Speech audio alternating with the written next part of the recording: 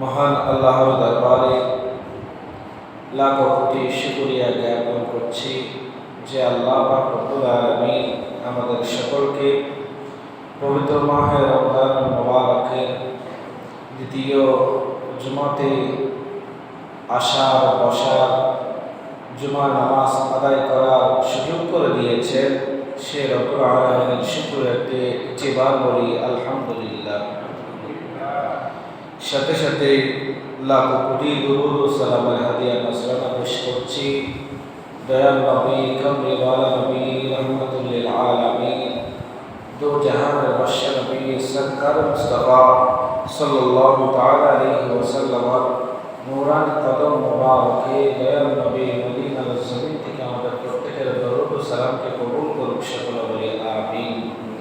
মাগফিরাত আর নাজাত কামনা করছি আমাদের যে সকল মুরব্বিরা আমাদেরকে ছেড়ে অন্ধকার কবরের বাসিন্দা হয়েছেন, আল্লাহ পাক রব্বুল আলামিন আজকের পবিত্র জুমার দিনের সাদাকায় তাদের কবরের আযাবগুলো মাফ করে তাদেরকে জান্নাতুল ফেরদাউসের মেহমান হিসেবে কবুল করে, সকলে বলে আমিন।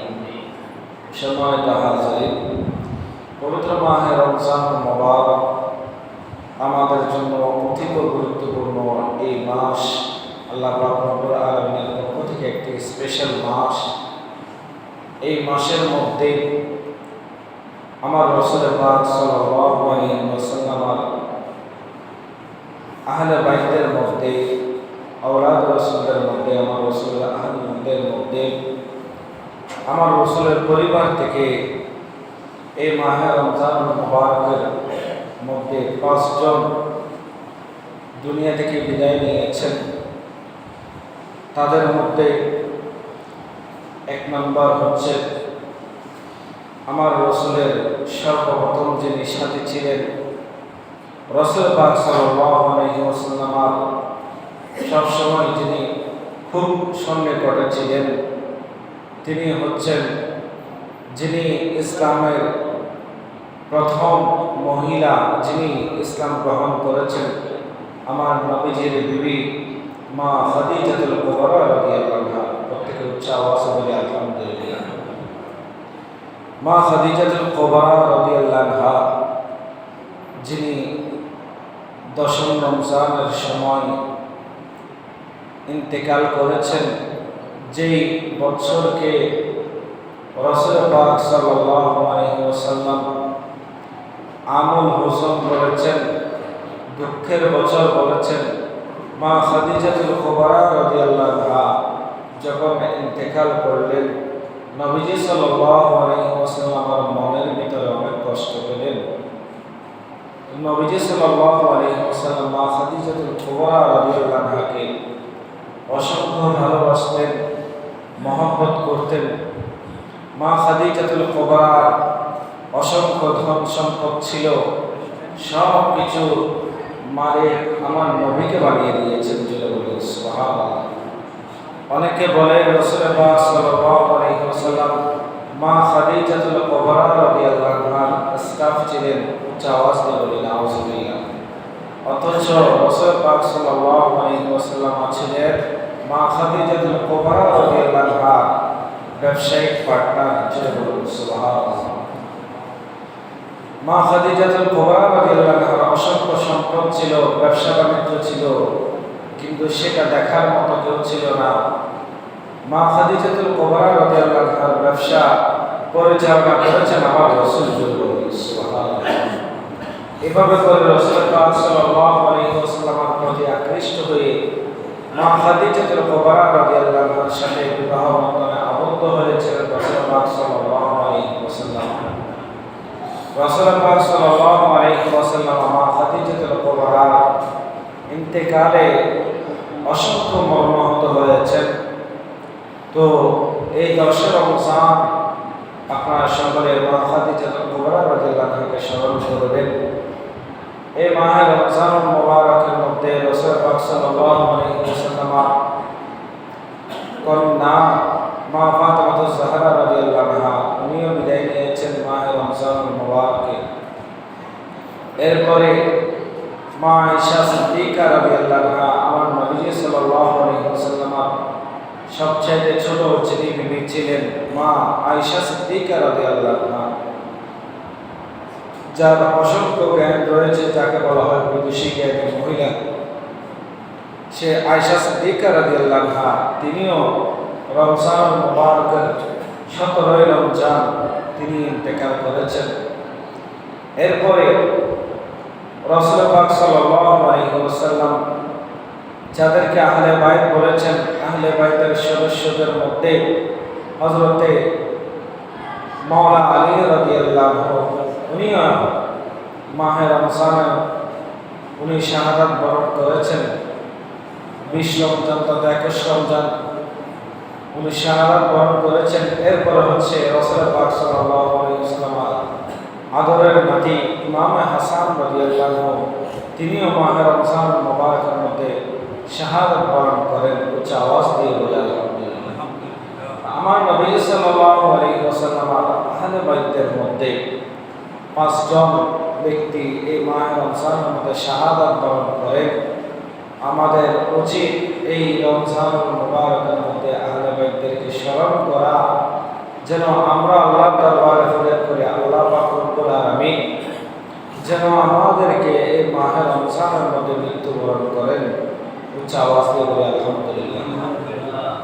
আল্লাহর দরবারে ফরিয়াদ করি আল্লাহ যেন মাহে রমজানের মধ্যে আমাদেরকে নিয়ে যায়। তো আজকে যা স্মরণ করব, পৃথিবীর জমিনের মধ্যে আমরা আমাদের মধ্যে অনেকে আছে যারা হজ করেছেন, খানে কাবা দেখেছেন। কথা বলেন ঠিক কিনা? যারা মক্কায় গিয়েছেন তারা খানে কাবা দেখেছেন। পৃথিবীর জমিনের মধ্যে অসংখ্য জনে খানায় কাবা দেখেছেন। কেউ কেউ খানায় কাবার মধ্যে প্রবেশ করেছেন শুধু হচ্ছে পয়গম্বরগণ, নবীগণ এবং যারা আরবের মধ্যে যারা দায়িত্ববান রয়েছে তারা খানায় কাবার ভিতরে প্রবেশ করেছে। এই খানে কাবার ভিতরে আল্লাহ পাক রব্বুল আলামিন অসংখ্য নবী রাসূলদেরকে পাঠিয়েছেন দুনিয়াতে, কিন্তু তারা খানে কাবার ভিতরে কি করতে পারে নাই? জন্মগ্রহণ করতে পারে নাই। খানে কাবার ভিতরে শুধুমাত্র দুনিয়ার জমিনের মধ্যে একজন ব্যক্তি যার জন্মগ্রহণ হয়েছে খানে কাবা, তিনি হচ্ছেন ইসলামের চতুর্থ খলিফা হযরতে মাওলা আলী রাদিয়াল্লাহু আনহু। সুবহানাল্লাহ। মাওলা আলী রাদিয়াল্লাহু আনহু দুনিয়ার জমিনের মধ্যে ভূমিষ্ঠ হয়েছেন কোথায়? খানে কাবার মধ্যে। তো মাওলা আলী রাদিয়াল্লাহু আনহু যখন দুনিয়ার জমিনের মধ্যে আগমন করলেন, খানে কাবার ভিতরে ওনার চোখ বন্ধ ছিল। হযরত আলী রাদিয়াল্লাহু আনহু একটু চক্ষু রোগের মতো অসুস্থ ছিলেন। তো খানে কাবার মধ্যে ওনার যখন জন্মগ্রহণ করল, তখন তিনি চোখ খুললেন না, চোখ তার বন্ধ। অনেকে অনেকভাবে চেষ্টা করছে, ওনার আম্মা জান চেষ্টা করছে, আর কয়েকজন এসে চেষ্টা করলো, কিন্তু মাওলা আলী তার চোখ খুলে না। এরপরে ডাকা হলো আমার রাসূলকে। রাসূল পাক সাল্লাল্লাহু আলাইহি ওয়াসাল্লাম শোনার সাথে সাথে খানে কাবার মধ্যে প্রবেশ করলেন এবং রাসূল পাক সাল্লাল্লাহু আলাইহি ওয়াসাল্লাম মাওলা আলী রাদিয়াল্লাহু আনহুকে যখন হাতের মধ্যে নিলেন, মাওলা আলী দু চোখ খুলে ফেললেন। সুবহানাল্লাহ। তো তিনি হচ্ছেন মাওলা আলী, যার জন্মের সাথে সাথে তিনি সর্বপ্রথম আমার নবীকে দেখেছেন। সুবহানাল্লাহ। যার জন্ম হয়েছে খানে কাবায়, আল্লাহ যার জন্য খানে কাবা এবং আমার রাসূলের জিয়ারত নসিব করে দিয়েছেন জন্মের সাথে সাথে। সুবহানাল্লাহ।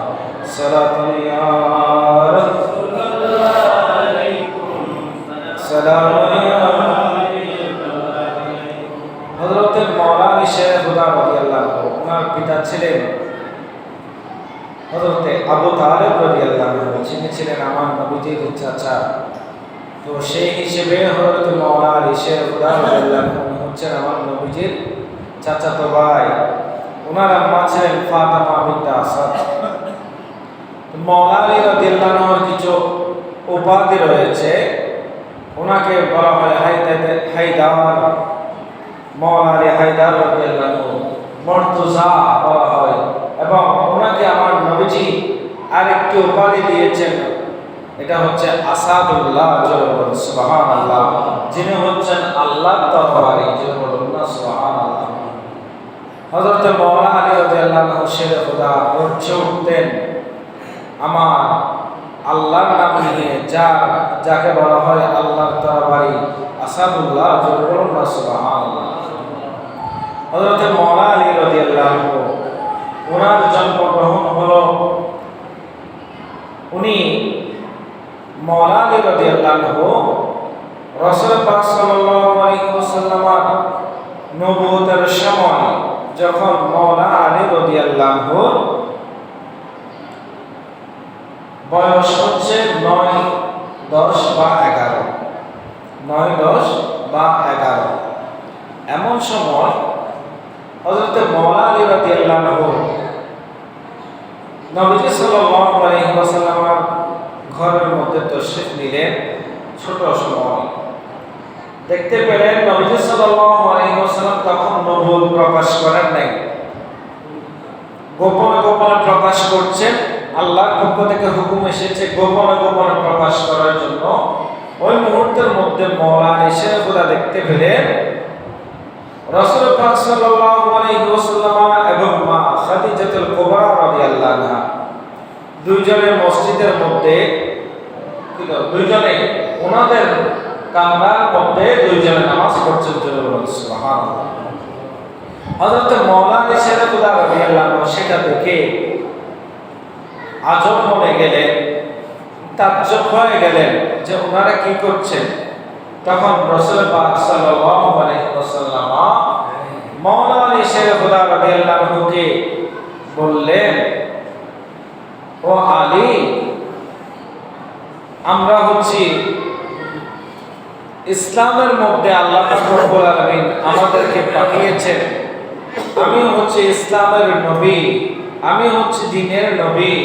ও আলী, আল্লাহ পাক রব্বুল আলামিন আমার মাধ্যমে যুগে যুগে মুসলমানদেরকে আল্লাহ পাক রব্বুল আলামিন ইসলাম দান করেছেন।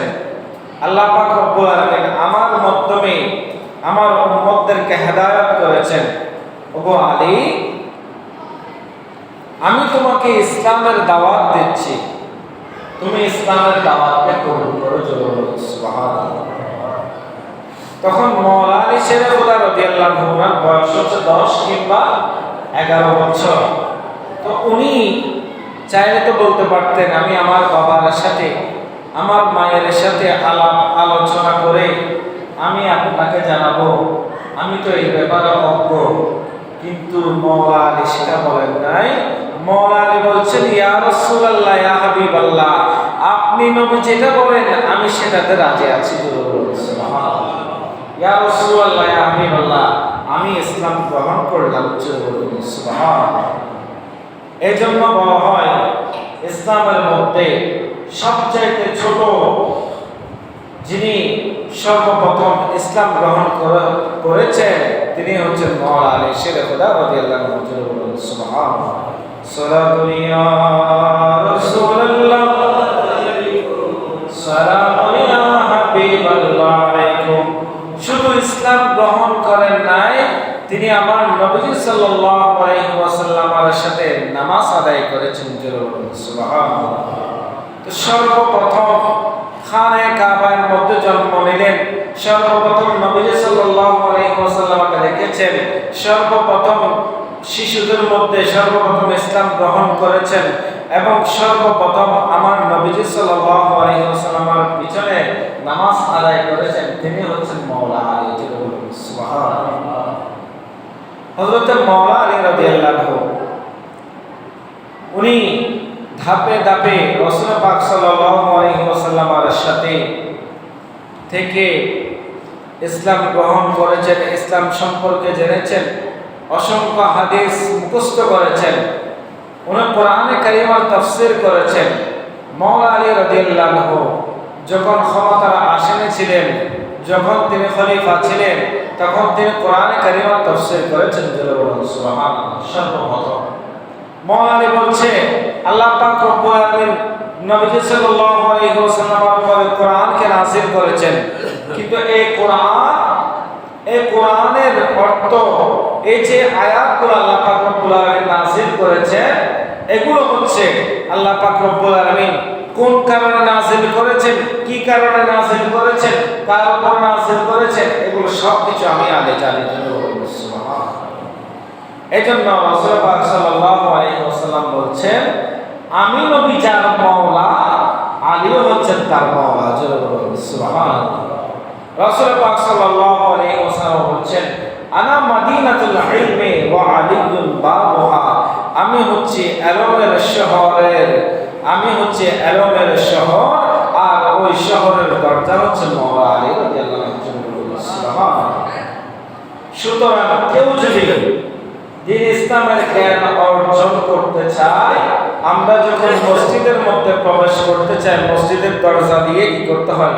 প্রবেশ করতে হয়। সুতরাং নবীকে পাওয়ার জন্য আলীর দরবারে যেতে হবে। সালাতু ইয়া রাসূলুল্লাহ, সালামু ইয়া হাবিবাল্লাহ আলাইকুম। হযরত মাওলা আলী রাদিয়াল্লাহু আনহু ওনাকে রাসূল পাক সাল্লাল্লাহু আলাইহি ওয়াসাল্লাম খায়বার যুদ্ধ যখন হয় ওই অভিযানে পাঠালেন। সকল সাহাবায়ে কিরামদেরকে আল্লাহ পাক রব্বুল আলামিন দায়িত্ব দিয়েছেন খায়বার যুদ্ধের জন্য। সেখানে সাইয়েদনা সিদ্দিক আকবর রাদিয়াল্লাহু আনহু গেলেন, তারা সফল হতে পারলেন না। হযরত ফারুক আযম রাদিয়াল্লাহু আনহু গেলেন, উনিও সফল হতে পারলেন না, ব্যর্থ হয়ে চলে আসলেন। রাসূল পাক সাল্লাল্লাহু আলাইহি ওয়াসাল্লাম সকল সাহাবায়ে কিরামদেরকে ডেকে বললেন আগামীকাল আমি নবী ঘোষণা দিব আমি নবী এমন একজন ব্যক্তির হাতে খায়বারের ঝান্ডা তুলে দিব যার উপরে আল্লাহ এবং আমি নবী রাজি আছি, সুবহানাল্লাহ, এবং যার মাধ্যমে আল্লাহ পাক রব্বুল আলামিন আমাদেরকে খায়বার বিজয় দান করবেন। তখন সকল সাহাবায়ে কেরাম চলে গেলেন, সকলে চলে গেলেন নিজ নিজ জায়গায়। সকলে মনে মনে কল্পনা করছেন আগামীকাল রাসূল পাক সাল্লাল্লাহু আলাইহি ওয়াসাল্লাম হয়তোবা আমাকে সেই দায়িত্ব দিবেন। প্রত্যেকে যার যার কারণে আল্লাহ দরবারে ফরিয়াদ করছেন, আল্লাহ নবীজি যেন আমাকে সেই দায়িত্ব দেয়, নবীজি যেন আমাকে সেই ঝান্ডা তুলে দেয়।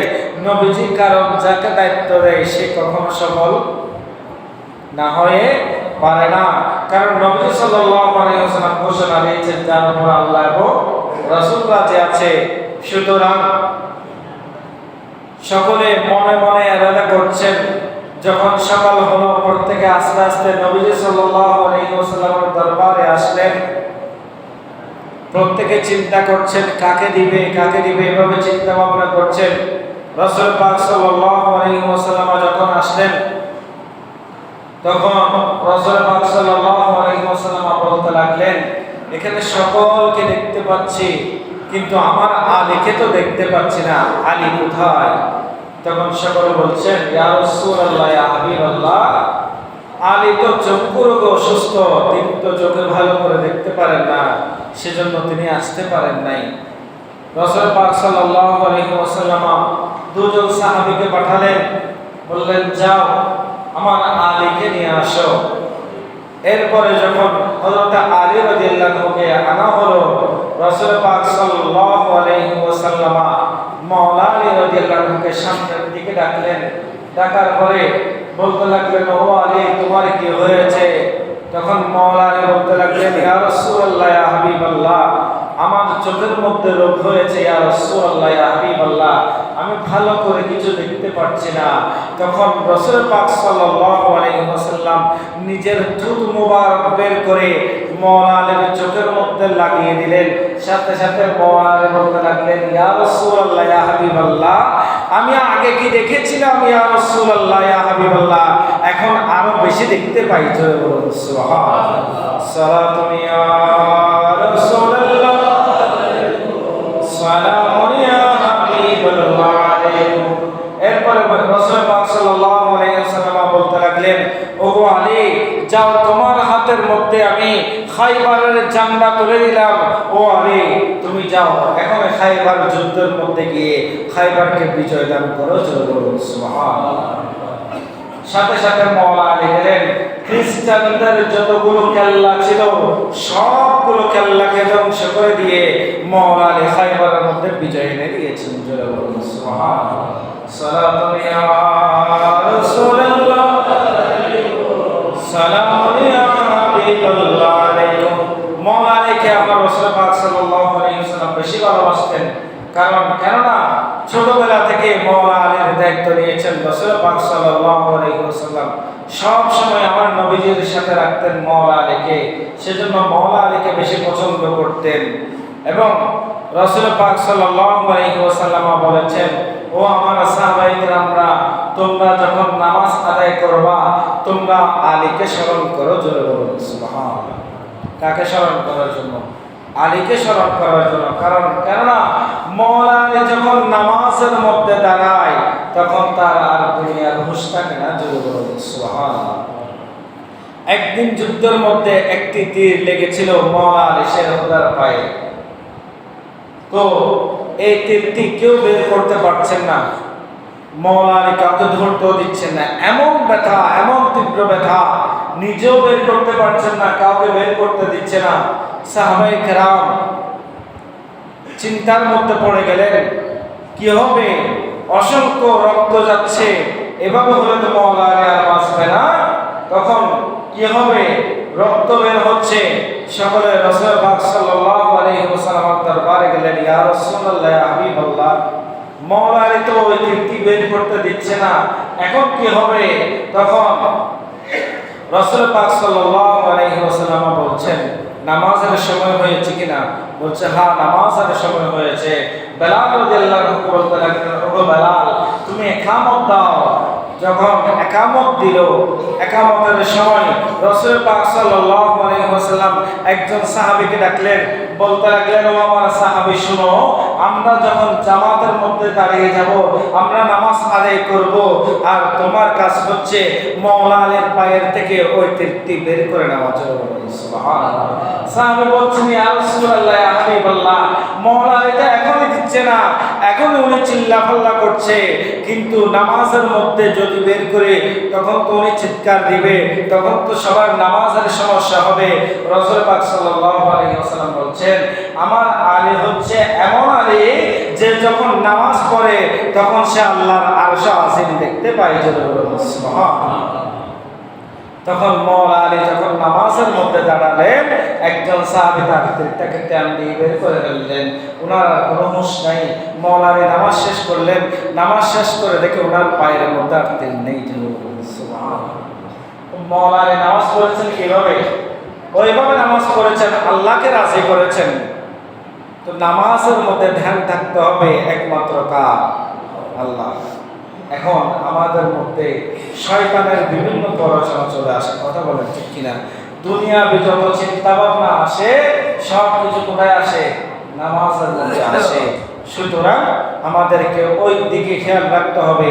যখন আমরা নামাজ আদায় করব, আল্লাহর দিকে কি করতে হবে? স্মরণ করতে হবে।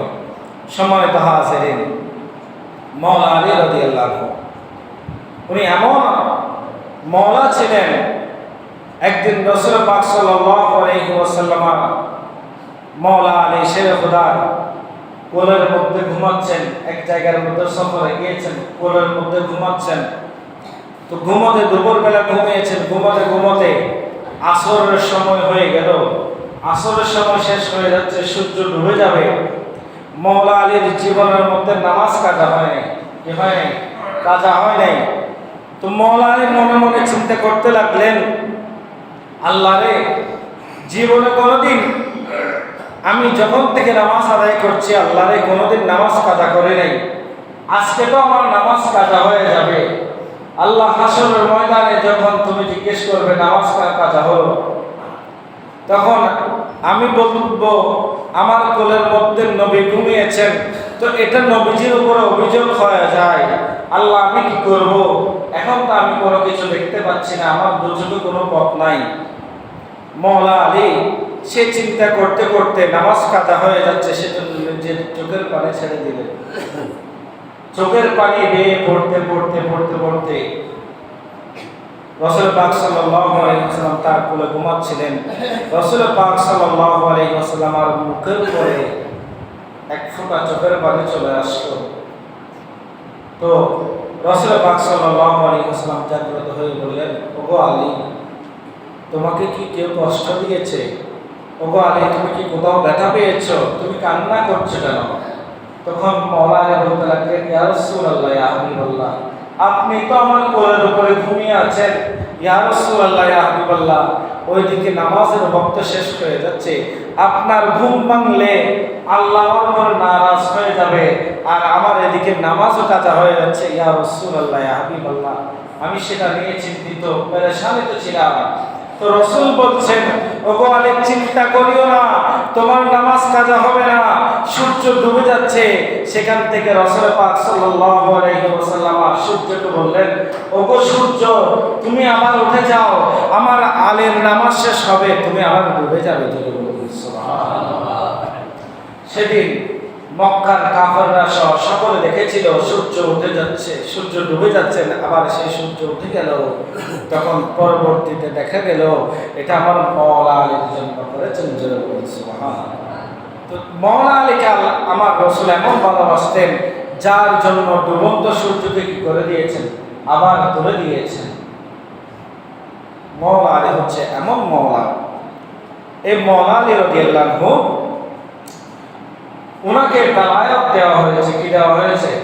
বালায়াত দেওয়া হয়েছে। কিভাবে বালায়াত দেওয়া হয়েছে? রাসূল পাক সাল্লাল্লাহু আলাইহি ওয়াসাল্লাম বলেছেন, আনা খাতামুন নাবিয়্যিন লা নাবিয়্যা বা'দি, আমি নবী হচ্ছে শেষ নবী, আমার পরে আর কোনো নবী আসবে না।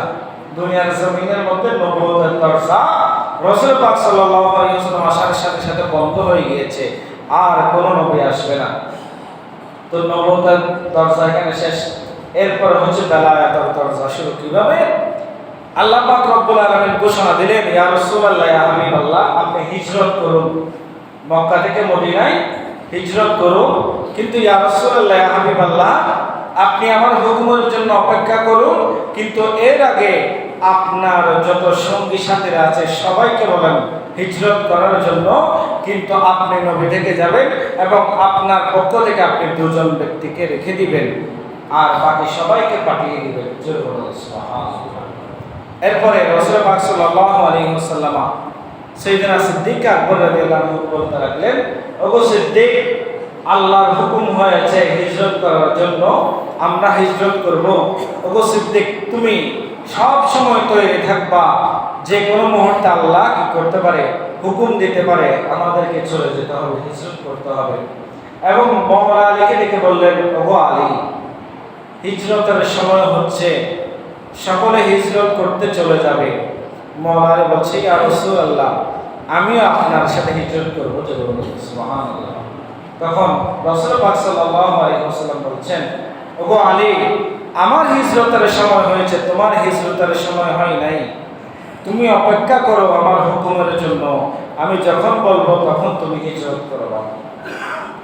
যেদিন হিজরতের রাত চলে আসলো, যে রাত্রে হিজরত করবেন রাসূল পাক সাল্লাল্লাহু আলাইহি ওয়াসাল্লাম, মাওলা আলীকে ডেকে বলেন, ওগো আলী, শোনো, তুমি হিজরত করবে না, তোমাকে আমি কিছু দায়িত্ব দিচ্ছি। আমি নবীকে আল্লাহ রাব্বুল আলামিন পাঠিয়েছেন, নবুয়তের দরজা আমার মাধ্যমে শেষ করে দিয়েছেন, বন্ধ করে দিয়েছেন, আর কোনো নবী আসবে না। আলী, তুমি শুনে রাখো। রাসূল পাক সাল্লাল্লাহু আলাইহি ওয়াসাল্লাম কামরার মধ্যে নিয়ে গেলেন, দেখতে পেলেন রাসূল পাক সাল্লাল্লাহু আলাইহি ওয়াসাল্লামের খাটের নিচে অসংখ্য স্বর্ণ, রূপা, টাকা পয়সা, অনেক কিছু জমা। তখন মাওলা আলী সেগুলো দিকে অবাক হয়ে গেলেন। তখন আলী রাদিয়াল্লাহু আনহু বলতে লাগলেন, ইয়া রাসূলুল্লাহ, ইয়া হাবিবাল্লাহ, এতগুলো সম্পদ কোত্থেকে আসলো? তখন রাসূল পাক সাল্লাল্লাহু আলাইহি ওয়াসাল্লাম বলছেন, এই সম্পদগুলো আমার নয়, এই সম্পদগুলো হচ্ছে তাদের, যারা তায়েফবাসীরা আমি যখন ইসলাম প্রচার করছি, আমি নবীকে পাথর তারা আঘাত করেছিল, তারা আমি যখন নামাজ প্রতিষ্ঠা করছি, তারা আমার পিঠের উপরে উটের নাড়ি বড়ি তুলে দিয়েছিল।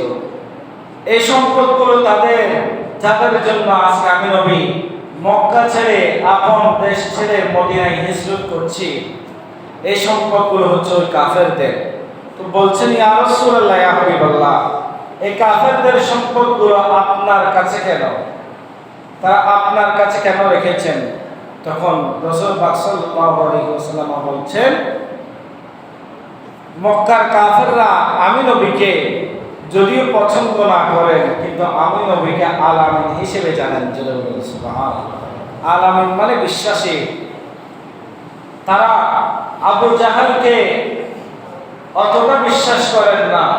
তারা বলেন, আবু লাহাবকে যদি আমাদের টাকা রাখতে দিই, ওই টাকা তো পাবো না, বরঞ্চ আরো কিছু আমাদের থেকে দিতে হবে। আমাদের সম্পদ যদি রাখি, বরঞ্চ সে খেয়ে ফেলবে, আমাদের থেকে আরো সম্পদ তাকে দিতে হবে। তো আমরা মুহাম্মদের কাছে আমাদের জিনিসগুলো আমানত রাখি। সুবহানাল্লাহ। তখন রাসূল পাক সাল্লাল্লাহু আলাইহি ওয়াসাল্লাম বলছেন, ওগো আলী, তোমাকে আমি দায়িত্ব দিচ্ছি, এই সম্পদগুলো, এই লিস্ট আমার কাছে আছে, অমুক অমুক জনের এই সম্পদগুলো আমি নবীর কাছে জমা আছে, তুমি আলী সেগুলোকে বন্টন করে দিবা। সুবহানাল্লাহ। মাওলানা আলী রাদিয়াল্লাহু আনহু ওনাকে রাসূল পাক সাল্লাল্লাহু আলাইহি ওয়াসাল্লাম এই দায়িত্ব দেওয়ার পরে মাওলানা আলী রাদিয়াল্লাহু আনহু বলছেন, ইয়া রাসূলুল্লাহ, ইয়া হাবিবাল্লাহ, আমার আর মৃত্যুর ভয় নাই। ইয়া রাসূলুল্লাহ, ইয়া হাবিবাল্লাহ, আপনি নবী আমাকে এখানে রেখে যাবেন, কাফেররা যে আমাকে হত্যা করবে সেটার আমার আর ভয় নেই। সুবহানাল্লাহ।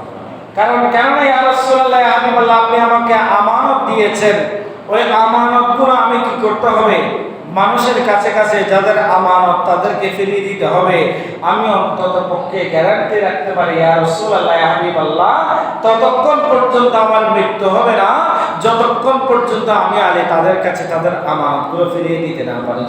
সুবহানাল্লাহ। তো রাসূল পাক সাল্লাল্লাহু আলাইহি ওয়াসাল্লাম বলতে লাগলেন, ওগো আলী, তোমার এত আত্মবিশ্বাস কেমনে আসলো? হয়তো বা মালাকুল মউতটা এখনো চলে আসতে পারে। তখন বলতে লাগলেন, ইয়া রাসূলুল্লাহ ইয়া হাবিবাল্লাহ, আমার বিশ্বাস আছে, আমার নবী যেহেতু আমাকে এই দায়িত্ব দিয়েছেন, আল্লাহর পক্ষ থেকে এই দায়িত্ব এসেছে, সুতরাং আমি আলী জানি আমার মৃত্যু এখন হবে না। সুবহানাল্লাহ। তখন রাসূল পাক সাল্লাল্লাহু আলাইহি ওয়াসাল্লাম বলতে লাগলেন, ও আলী, তাহলে তুমি শুনে রাখো, তোমার মৃত্যু হবে তখন যেই দিন তোমার এই সাদা দাড়িগুলো যেই দিন তোমার রক্তে লাল হয়ে যাবে, সেই দিন তুমি আগে মৃত্যুবরণ করবে। একদিন এক জায়গার মধ্যে গেলেন, হযরত মাওলানা শেরে খুদার একজন শুধু খাদেম ছিলেন, আর কেউ ছিলেন না, খ্রিস্টান উপজাতীয় এলাকার মধ্যে। তখন মাওলানা শেরে খুদা অনেক অসুস্থ হয়ে গেলেন। ওনার খাদেম বলছেন, ওগো মাওলানা আলী, আপনি যদি এই মুহূর্তে মারা যান আমি কি করব? আমি আপনাকে নিয়ে কোথায় যাব? আমার তো যাওয়ার পথ নেই। ওগো আলী, আমি কি করব? আমি তো চিন্তা করছি আপনার এমন অবস্থা খারাপ।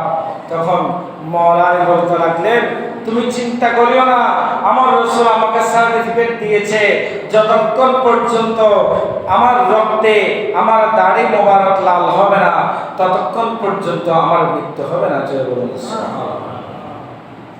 তো রাসূল পাক সাল্লাল্লাহু আলাইহি ওয়াসাল্লাম এই আমানতগুলো দিয়ে দিলেন, মাওলানা আলীকে বুঝিয়ে দিলেন এবং মাওলানা আলীকে বলতে লাগলেন, ওগো আলী, তুমি আমার বিছানার উপরে শুয়ে যাও।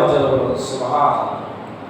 মাওলানা আলী বলছেন, ইয়া রাসূলুল্লাহ ইয়া হাবিবাল্লাহ, এটা হচ্ছে আপনি নবীর বিছানা, আপনি নবীর বিছানার মধ্যে শোয়া আমার জন্য বেয়াদবি। তখন রাসূল পাক সাল্লাল্লাহু আলাইহি ওয়াসাল্লাম বলছেন, ওগো আলী শোনো, আল্লাহ পাক রব্বুল আলামিন নবুয়তের দরজা বন্ধ করে দিয়েছেন, কিন্তু তুমি মাওলানা আলীর মাধ্যমে বেলায়েতের রাস্তা খুলে দিয়েছেন। সুবহানাল্লাহ। আমি নবী চলে যাব, তুমি আলীর নসল দিয়ে যুগে যুগে আমার যে আওলাদ রাসূলরা আসবে তারা যুগে যুগে ইসলাম প্রচার করবে। জয় বলুন সুবহানাল্লাহ। আর যারা দুনিয়ার জমিনের মধ্যে আল্লাহর ওলি হবে, আল্লাহর খাস বান্দা হবে, তারা তুমি আলীর বেলায়েতের মাধ্যমে আসবে। জয় বলুন সুবহানাল্লাহ। সুতরাং সেজন্য বলা হয় বেলায়েতের দরজা হচ্ছে মাওলানা আলী রাদিয়াল্লাহু আনহু। কোন ব্যক্তি কোন আল্লাহর ওলি যদি সে ওলি হতে চায় তাকে মাওলানা আলীর দরবারে যেতে হবে। মাওলানা আলীর দরবার থেকে যাকে সার্টিফিকেট দেওয়া হবে সে হবে আল্লাহর ওলি। জয় বলুন সুবহানাল্লাহ। মাওলানা আলীর মাধ্যমে আল্লাহ পাক রব্বুল আলামিন বেলায়েতের দরজা খুলে দিয়েছেন। এই মাওলানা আলী রাদিয়াল্লাহু আনহুকে শাহাদাত করলেন 19 রমজান। কোথায়? মসজিদের মধ্যে ফজরের নামাজের সময়। তার নাম হচ্ছে আব্দুর রহমান মুলজিম খারজি। সে ছিল খারজি। এই খারজি সম্প্রদায়, হাদিসে পাকের মধ্যে এসেছে তার সুরত ছিল এমন, জুব্বা পড়তো, পাগড়ি পড়তো, কপালের মধ্যে নামাজের দাগ আছে, সব সময় নামাজ পড়তো, আল্লাহ আল্লাহ জিকির করতো, এরকম আবায়া গায়ের মধ্যে দিতেন। কিন্তু সে আবায়ার ভিতরে দুটি তলোয়ার রাখতেন, দুটি ছুরি রাখতেন। তারা চিন্তা করেছিল, তারা 3 জন হয়েছিল, তারা 3 জন ব্যক্তিকে শহীদ করবেন। একজন হচ্ছে মাওলানা আলী শেরে খুদা, একজন হচ্ছে আমির মুয়াবিয়া রাদিয়াল্লাহু আনহু, আরেকজন হচ্ছেন আমর রাদিয়াল্লাহু আনহু। এই 3 জনকে তারা শহীদ করবেন। এভাবে প্রস্তুতি নেওয়া হলো। 3 জন তিন দিকে গেলেন, 3 জায়গায় গেলেন। মাওলানা আলী শেরে খুদা রাদিয়াল্লাহু আনহু যখন ফজরের নামাজ পড়ানোর জন্য মসজিদের মধ্যে প্রবেশ করলেন, পিছন থেকে ওই খারজি মাওলানা আলী রাদিয়াল্লাহু আনহুকে আঘাত করলেন। আঘাত করার পরে মাওলানা আলী শেরে খুদা গুরুতর আহত হলেন। আহত হওয়ার পরে ওনাকে নিয়ে যাওয়া হলো। 19 রমজান, 20 রমজান পর্যন্ত থাকলেন। 21 রমজানের রাত্রিতে মাওলানা আলী শেরে খুদা রাদিয়াল্লাহু আনহু শাহাদাত বরণ করলেন। ইন্না লিল্লাহি ওয়া ইন্না ইলাইহি রাজিউন। তাহলে ওনাকে শহীদ করেছেন কে? একজন মুসলমান। তারা মুসলমান নামধারী, নামাজ পড়েছিল, জুব্বা আছে, হাবা কাবা আছে, পাগড়ি আছে, সব কিছু আছে। এ খারজিরা মওলা আলী রাদিয়াল্লাহু আনহুকে শাহাদাত করেছেন। এবং সে কেমন, তাকে যখন সাহাবায়ে কেরাম ধরলেন, যখন মওলা আলীর সাথীরা ধরলেন, তখন তার হাত কাটা হচ্ছে। মওলা আলীকে শাহাদাত করার জন্য হাত যখন কাটছে, সে আল্লাহ আল্লাহ জিকির করছে। তাকে বিভিন্নভাবে প্রহার করা হচ্ছে, তার পা কাটা হচ্ছে, আল্লাহ আল্লাহ জিকির করছে। সে বলছে, আমাকে তোমরা কেন মারছো? আমি তো আল্লাহর জিকির করছি। বলে বলুন না, নাউজুবিল্লাহ। তো তিনি বলছেন, আমি একজন কাফেরকে হত্যা করেছি, আমি আলীকে হত্যা করেছি, কারণ আলী হযরত ওসমান রাদিয়াল্লাহু আনহুকে হত্যা করেছেন। বলে বলুন নাউজুবিল্লাহ। তো এরা যুগে যুগে এদের নসলরা আসছে, এরা মানুষদের ঈমানদেরকে ধ্বংস করছে। কথা বলেন ঠিক কিনা? আজকে আল্লাহ আল্লাহ জিকির করছে, আবা কাবা পাগড়ি পড়ছে, আমার নবীজির শানে বেয়াদবি করছে, এমন না আছে নাই? মওলা হোসেনকে এজিদ বাহিনীরা শহীদ করেছেন। তো এজিদ বাহিনীও কি করছেন? নামাজ পড়েছেন। এই ব্যক্তিও মওলা আলীকে যারা শহীদ করেছে তারাও কি করে? নামাজ পড়ে। তো নামাজে বেশ মাসলা নাই। নামাজ এসেছে নবীর মাধ্যমে, নামাজ প্রতিষ্ঠা করেছেন মওলা আলী শেরে খুদা রাদিয়াল্লাহু আনহু। যার মতো নামাজ ব্যক্তি আর কেউ আছে? যার মতো নামাজ ব্যক্তি আর নেই। যার নামাজের ভিতরে তীর নিয়ে ফেলে তার খবর নাই। তো তাদের চাইতে বড় নামাজ আর কেউ আছে? এই মওলা আলী শেরে খুদা রাদিয়াল্লাহু আনহুকে তারা শহীদ করেছেন। কোন সময়? নামাজের সময়। সুতরাং মনে রাখবেন, সমাজের মধ্যে অনেকে আসবে, বড় বড় হাবা কাবা পাগড়িওয়ালা জুব্বাওয়ালা অনেকে আসবে, নামাজ পড়বে, জিকির করবে, তার জিকিরের কোনো শেষ নাই। কিন্তু তার ভিতরে কি আছে? কুফরি আছে। যার অন্তরের মধ্যে নবীর প্রেম থাকবে না, নবীর আহলে বাইতের ভালোবাসা থাকবে না, তার অন্তরের মধ্যে ঈমানও থাকবে না, তার ওই নামাজের কোনো কি নাই, মূল্যায়ন নাই। আমরা নামাজের মধ্যে রাসূল পাক সাল্লাল্লাহু আলাইহি ওয়াসাল্লামকে সালাম দিই দিই না, আসসালামু আলাইকা আইয়ুহান নবিয়্যু। এরপরে নবীর আহলে বাইতদেরকে সালাম দিই না, আল্লাহুম্মা সাল্লি আলা মুহাম্মদ ওয়া আলা আলি সাইয়্যিদিনা মুহাম্মদ বলি না। তো নবীজির আহলে বাইতদেরকে সালাম দিই। সুতরাং নবীজির আহলে বাইতদেরকে ভালোবাসতে হবে। এই মওলা আলী শেরে খুদা রাদিয়াল্লাহু আনহু ইসলাম প্রচারের জন্য অনেক কষ্ট করেছেন। মওলা আলীকে আল্লাহ ভালোবাসতেন, আমার নবীও ভালোবাসতেন। সুতরাং মওলা আলীর জীবনী আমাদের প্রত্যেককে গ্রহণ করার তৌফিক নসিব করে সকল বলে আমিন।